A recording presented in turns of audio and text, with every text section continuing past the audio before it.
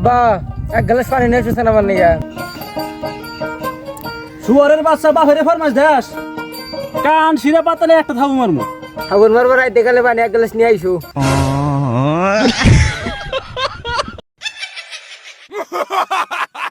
বাহ বন্ধু বাহ।